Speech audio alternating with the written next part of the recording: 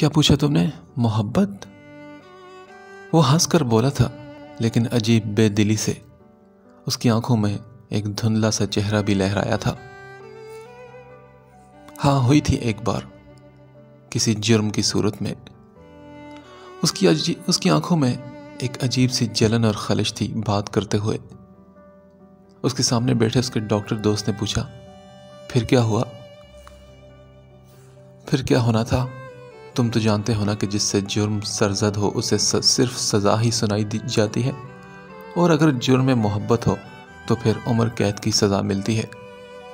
इंसान की आज़ादी छीन कर उसे ग़ुलामी की बेड़ियां पहना दी जाती हैं। एक अच्छा खासा खुशबाश इंसान ग़ुलाम बनकर रह जाता है, और ग़ुलामी भी वो जिसे इंसान दिल की तमाम तर रजामंदी के साथ काटता है। तुमने सुना होगा कि मोहब्बत ख्वाब की सूरत, शराब की सूरत, दर्द की सूरत, लेकिन मैंने काटी है मोहब्बत जुर्म की सूरत।